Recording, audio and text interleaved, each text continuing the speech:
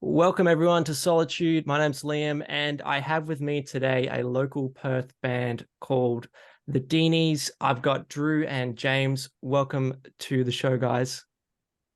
Thank you. Hey, man. Cheers. So, Drew, we'll start with you. What's your role in the band? I'm the front man. Front man on vocals. At least I try to be. Yeah. That's awesome. And James, or as I've heard, Gilly. Yeah, either or, that works. Guitar, lead Awesome. guitar, bit of rhythm, whatever. Nice. Well, thanks for coming into this podcast today, guys. It's only my third one that I've done so far, so I'm still kind of getting my head around how to kind of do this. But yeah, we'll just give it a shot and see how we go. But tell me a little bit about the Deenys. I've followed your band for a couple of years now. I saw your name pop up probably 18 months ago, I reckon, and yeah, I've just seen you guys post some stuff on social media, and looks like you're getting a little bit more attention now, which is cool. Yeah. James, do you want to have a go, or do you want me to do it? You go, man. Yeah. Yeah. So basically, how it all started was during the COVID time. Wasn't much to do. Everyone was kind of obviously locked away and whatnot. So I started writing stuff. Um, I've never actually played an instrument or anything like that, and I've always just loved music. Growing up with it, with my dad playing songs like bands like the Who, the Rolling Stones, Oasis, the Smiths, and whatnot. And I knew James from he went to Prenderville and I went to Ocean Reef, but we had mutual friends, and I just thought I'd give him a message just to go for a pint, just to get out of the house and just let him know that I was thinking of starting something or wanting to get to start something, like do covers and potentially start a band. And we went at the boat, wasn't it, James, at the in Mindari. We went there for a Yeah, pint. yeah. I just want to interject. You actually saw me with my old band, and I think you were eyeing me up. what No, what what was your old band? That's a vicious Uh, rumor. I think at that time it was called Big Kahuna. Big Kahuna. I never came across And them. we just played Mate, you're a few lucky. like we just played a few local shows and a few house parties and stuff. And Drew was at I think one of our last shows, and I think I gave you a lift home. That was how we first like Yeah, you gave kind me a of lift up. yeah. Yeah. Yeah, But cool. yeah, oh sorry, mate. Yeah, that's how we met, and then we started talking about starting something just from doing covers at each other's houses, and it just kind of stemmed from there.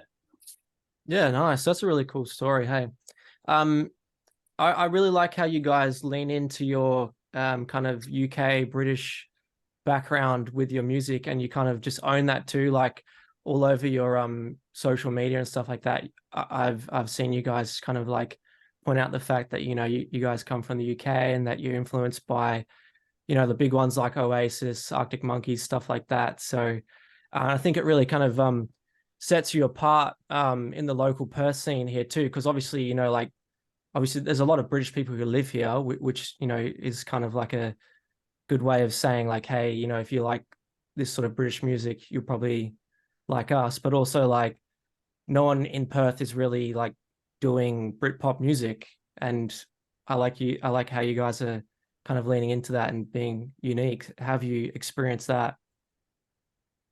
It's I mean, been a there's good. no point.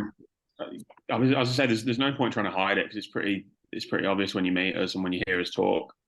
So we kind of had no choice but to lean into it. It's kind of just it's just us. So it's what we do and what we know. So yeah, it's been good. It's been like it's fairly well received. I mean, I feel like we stick out quite a lot in the scene over here, which look at that however you like. But yeah, we're just trying to be ourselves and just do what we do. Yeah, it's not an act or anything. Like, we're not trying to be too.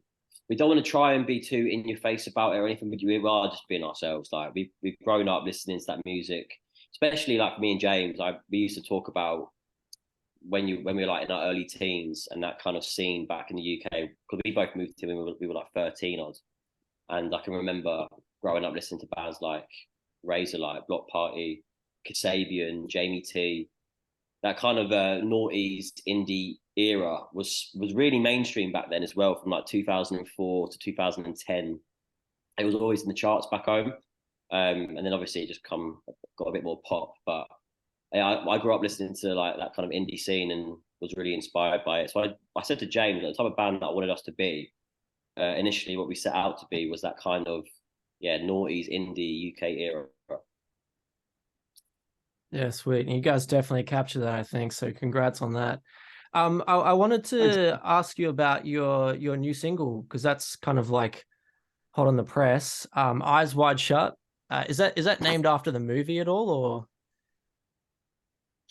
Didn't even know it was a movie like that.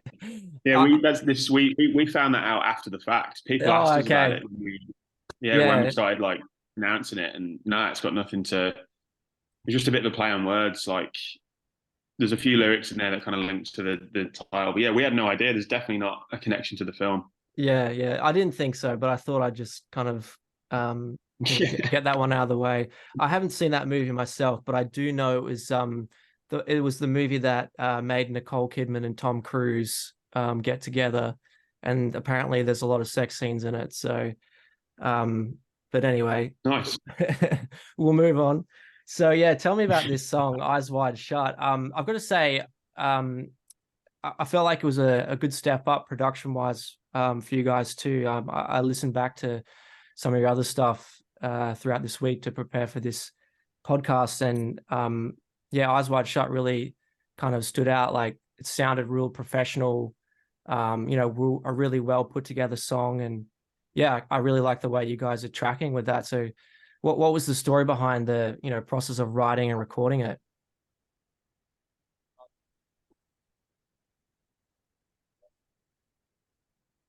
I think we lost you, Drew. I can't hear you. Drew, we can't hear you, mate.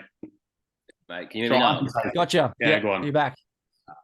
No, so I'm back, Gil. Don't worry about it. In regards to recording, we worked with a producer called Dylan Adams, who is he's based in Sydney.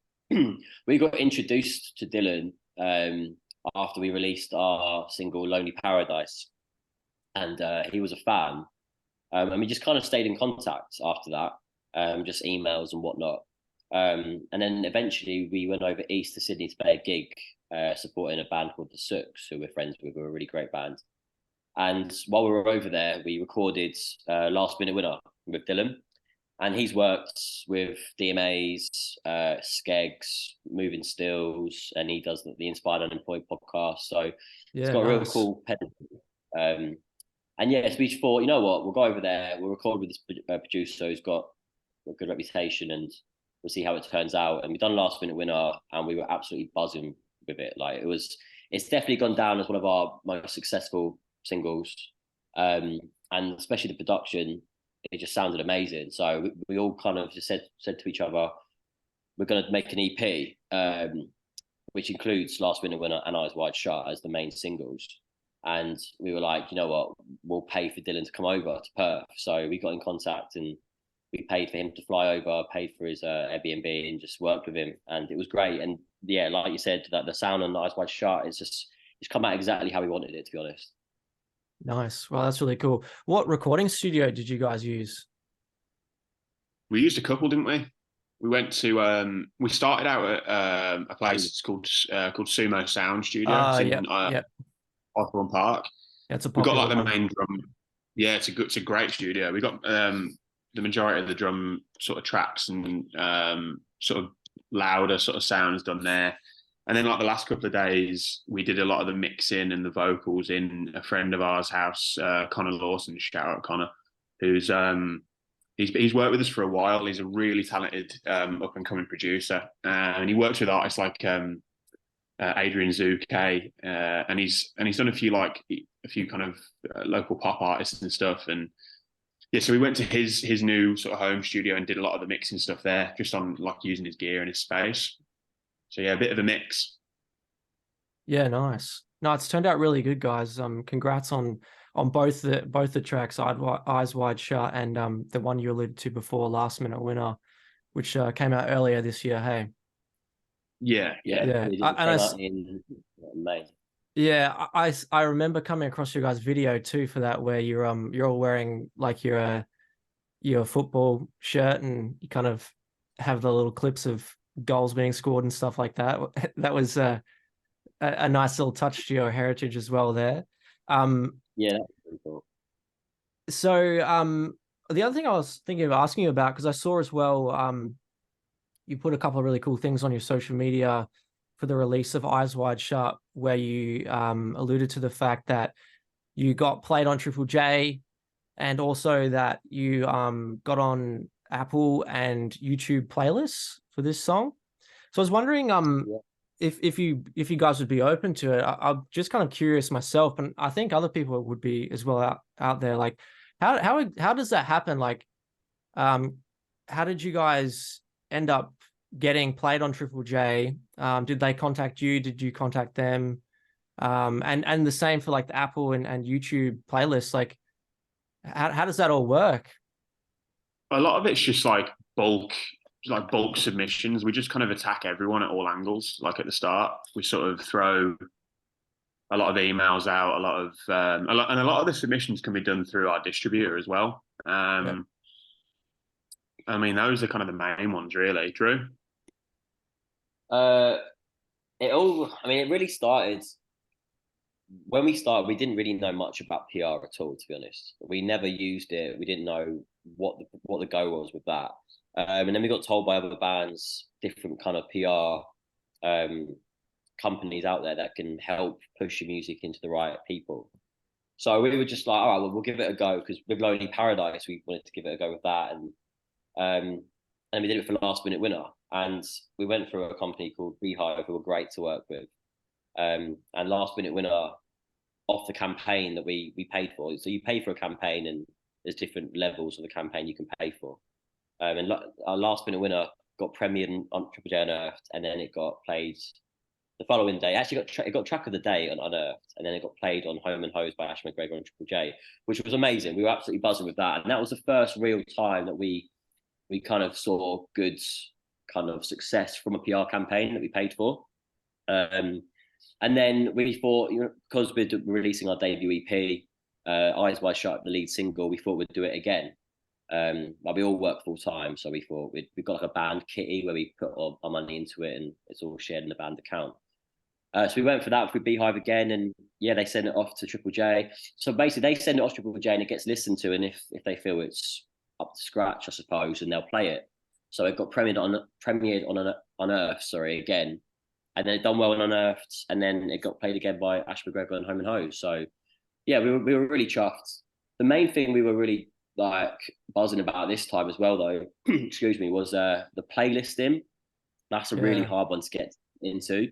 We didn't get Spotify, which is like obviously the main one that everyone uses, which fingers crossed we might do for the EP. But yeah, we got 2 Apple Music ones, and we got a YouTube Music one, which none of us have got Apple Music, but we were still buzzing with it anyway. It just kind of gets your music out there to a bigger platform, and yeah, like we're going in the right steps, basically. Yeah, that's it. No, that's really cool, and thanks for that insight. So you guys use this PR company Beehive, and they are the ones that kind of push you onto the playlist as well. It sounds like it was pretty clear that they helped you get some Triple J attention. Yeah, they with the playlisting, like any artist, when you upload it to Spotify, you have the opportunity to pitch it to a playlist. And obviously, the earlier you do it, the better, so they have more time to listen to it. They recommend 3 weeks prior. But differences maybe with the PR companies such as Beehive, there are other ones out there. I think they've just got the right contacts, and they pitch it for you.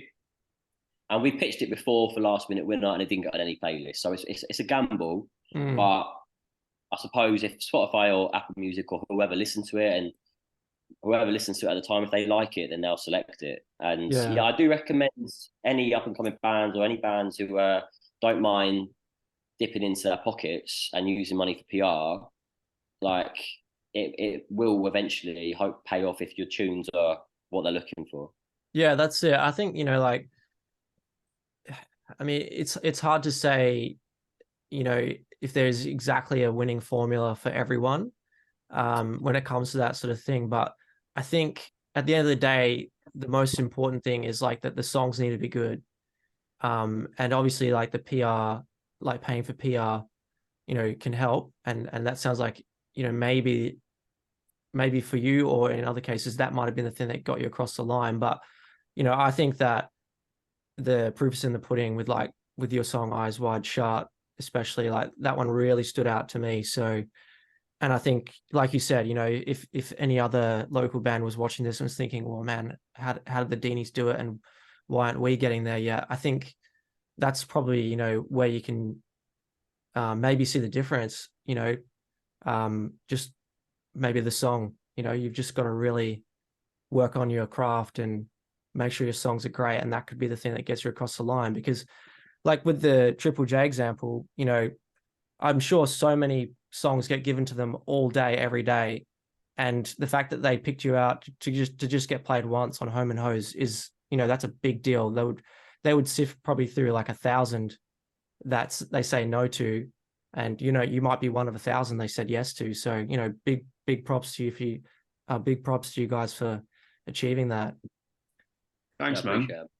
Yeah, so I mean, it's like there's a lot more goes into it than people think, but working, like, I just want to add on to what Drew said. Working with Beehive has been just amazing. I think they're really out for the artists, so they really kind of work for you. And there's all that, like, and there's all the extra stuff as well that goes on top. Like there's all the extra stuff you do on the side, like you submit to all the all these other hosts and playlists and stuff, and just trying to get it out there to as many ears as possible to, I suppose, spread the word or whatever. But no, Beehive have been great.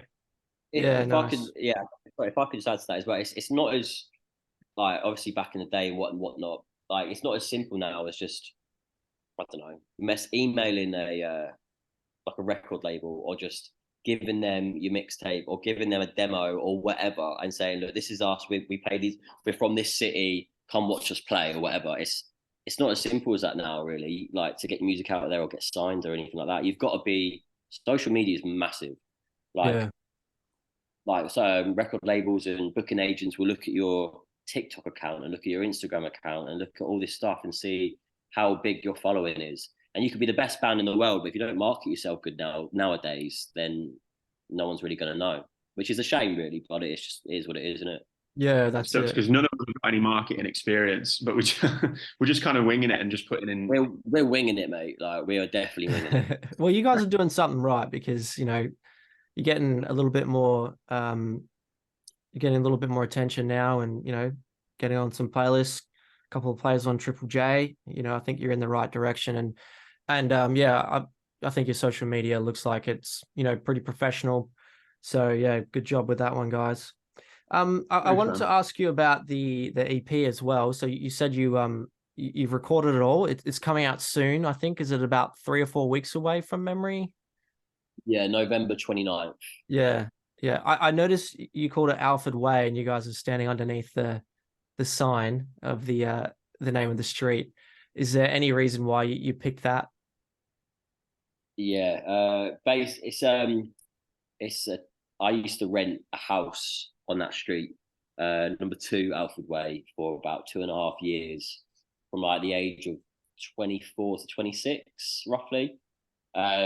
It's in Trinity, so like kind of Alkimos area, in between Butler and Alkimos. And there was just a big party house. There was kick-ons all the time.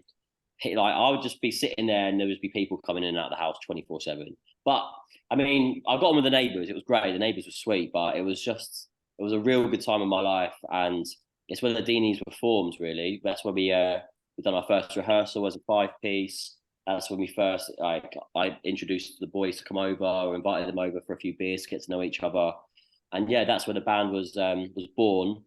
And we also performed our first ever live, I suppose you could say, gig.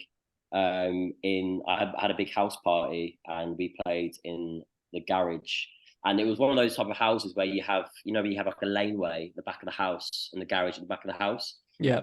So there's a big laneway, and there must have been about 80 to 100 friends down this lane, like packed in this laneway. So it was really cool.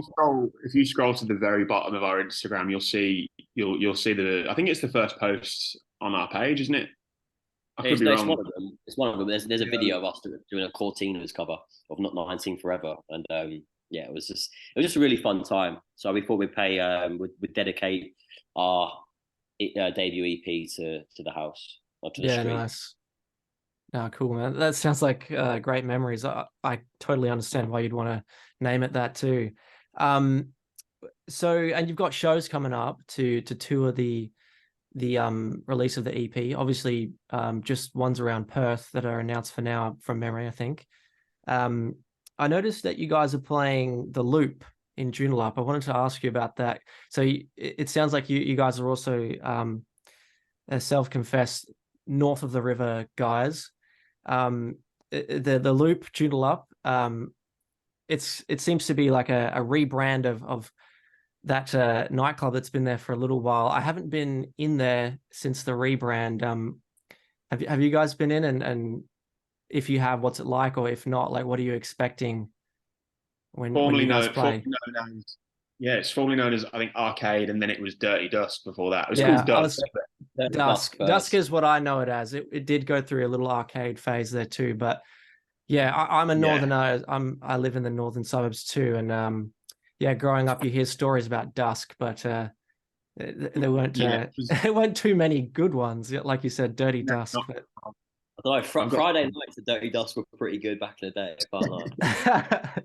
It wasn't really my scene, I must say, but yeah. I had a mate who used to have a dubstep night there, like once a week. There was all sorts of good stuff going on, but it was all we had in the north. So it was like where everyone would just end up there, like whether reluctantly or willingly, like that you somehow end up in Dusk. And if you're from the northern suburbs, back in the day or even now, it would always be on a Friday night after you go to the pub and you have a few beers. It's either Dusk or now Loop or Bar One. It was either one, wasn't it? Yeah, like and Bar One's not much nicer, let's be honest. But yeah. Well, no, this is the thing with Loop. So I think the people who took it over and rebranded it have like spent some money on it, and it's a bit more upmarket now. It's a bit of a nicer spot. I saw some videos that they posted on their socials, and it just looked a little bit nicer in there. Like, I don't know what it was, but I don't know. They just looked a little bit cleaner. They have done it up pretty good. Yeah, it's like a really cool lighting rig in there, and like the sound system's unreal, big screens and stuff. Yeah, it's a bit of a the reason we're doing a gig there as well, just to come back to that, is that when was it, Drew? When did we play there? It was for when we released Last Minute Winner. We done a single launch. Yeah, and we were the first ever band to host a night there. That's what I was gonna. Yeah, okay. I wanted to find that out. So I didn't know. I wasn't aware if they were playing bands there yet, or if you were like the first one to play, or anything like that. They weren't playing bands at that time because it was freshly open. It had been open for about a month and a half or 2 months. Yeah. Okay. And we spoke to Jeff, the bloke who owns Loop, and we kind of persuaded him, saying because we're from the north, hopefully we'll pull some decent numbers. And yeah, I suppose he trusted us, and we decided to organise the single launch for Last Minute Winner there, and it just turned out to be a great night because obviously, like we said, we're from the northern suburbs. 9 times out of 10, if we play gigs in the north, that's where we're going to get most of our audience, because friends, family. I'd say in the Perth scene, we're mostly known in the north, and we, according to Loop, it was the busiest night it's been since it opened. We sold 340 tickets. Wow. It was a really good night. Yeah, it was really good. We had a great support acts, and then after that, I think Jeff emailed saying he actually was there in the audience, and now British India are playing there, so I think he's now opening up to letting bands play there. But we definitely wanted to add Loop to our tour, and we've made it the last gig of the tour because we're going to make it like an end of tour party, just to celebrate the EP and celebrate the tour in our neck of the woods. Yeah, nice. Sounds cool. I actually kind of want to check that one out, so I might come down to that gig. And I'm 20th of Jan. Yeah, yep, sweet. I'm a North Perth guy as well, so it'd be good for me.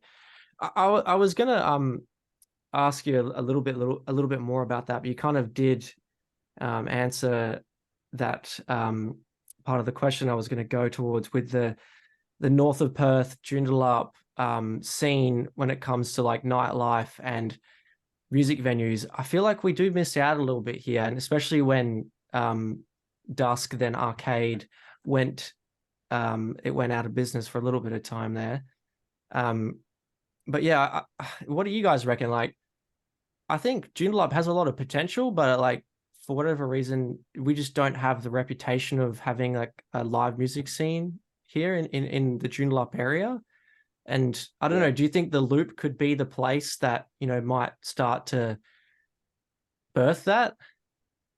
I think so, to be honest. I think you know how I'm not sure if you know, but so say the Indie Hotel, which is Yeah, the Indie Hotel in Scarborough, that Scarborough. is the kind of music indie hub. That is where every Thursday night they do the plug and play where bands can just go and play, Yeah, and it's always packed, like always packed. There's always other bands there. Like you go there on a Thursday or the weekend, there's bands playing, and you meet other bands. It's a great scene at the minute. The Perth scene's great, but I think that something like that in Joondalup, if they did it maybe not on a Thursday, but if they did something similar, that could really open the doors for people in the northern suburbs who are thinking of starting bands or musicians themselves to come out and meet like-minded people and to support local music.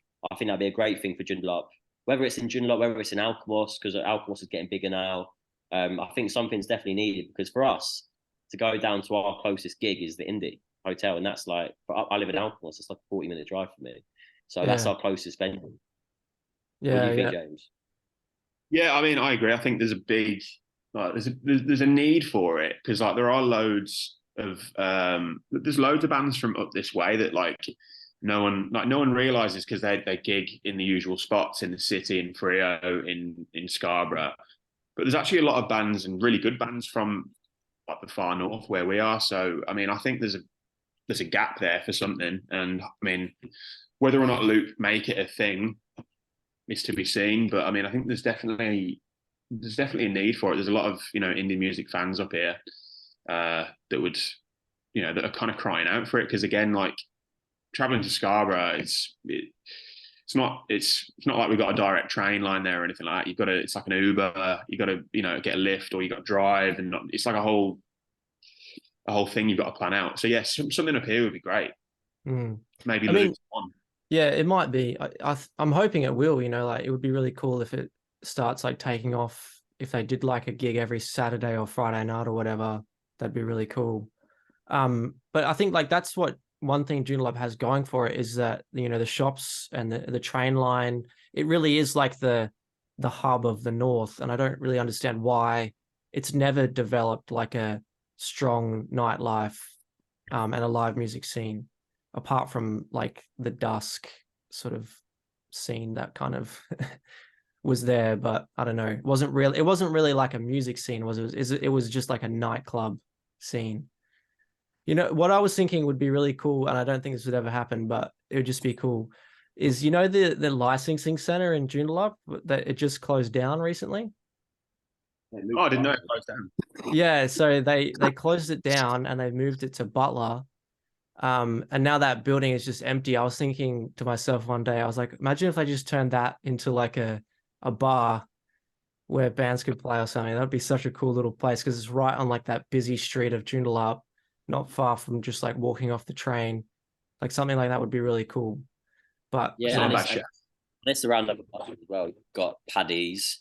You've got what's the one opposite? You've got the one opposite Paddy's, and you've got the little one down the alleyway, which yeah, used to be called Down.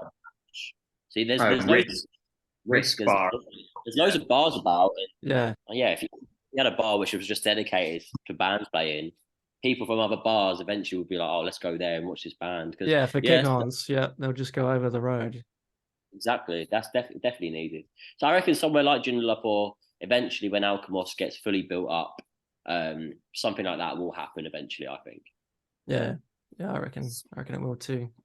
Well, thanks for doing this, guys. I should probably wrap it up. We haven't got all night, and I need to leave you guys to your evening. But yeah, just I would recommend checking the Deenys music out.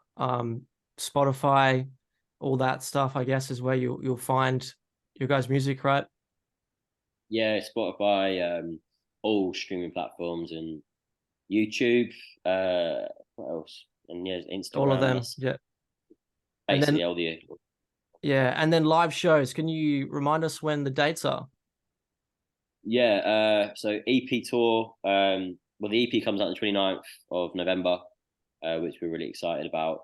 It's a 5-track EP, so we've got the 2 singles, Last Minute Winner and Eyes Wide Shut, so 3 extra tracks on there. So the EP kicks off at the Indie Hotel in Scarborough, Friday the 15th of December. Tickets are selling now. Actually, the early bird tickets are nearly sold out, so it should be a really good night. And then the next day, Saturday the 16th of December, we're doing an all ages gig at HQ in Leederville. Again, early birds nearly sold out for that one, so that should be really fun. Great supports. And then a bit of a Christmas break. And then we've got Friday the 12th of January at Mojo's in Freo. And then we wrap it up back in the north at Loop in Joondalup. Saturday the 20th of January. We've got for that one in particular, we've got a really great support acts. We've got King Blue, who are doing really well. We've also got a UK artist, an indie band called Jordan Allen. The lead singer is actually traveling Australia at the minute, and he's coming to play. And Jordan Allen in the UK, they played Reading and Leeds Festival, they played Isle of Wight Festival. Wow. They've supported really big bands in the UK. Excuse me, and they're supporting us in Joondalup. So yeah. It's a bit of a funny one, but really a bit of a fall from grace. but we're absolutely buzzing to have him on because we love their tunes. And then we've got a friend of ours, Lennon, who is one of the co-founders, I think, of Sound Selection, which is a DJ company or event in Perth, which are really doing really well. I think the term is a DJ collective. I don't know. Yeah, but he's doing a DJ set after our set from like 11:45 to 12:45. So yes, it's the end of tour party at Loop, Saturday 20th of Jan, and that'll be a really good one. Cool. All right, awesome. Thanks, guys. It's been a pleasure having you on, and until next time, maybe I'll see you at a gig. Yeah, love to. Nice. Sweet. All right, see you guys.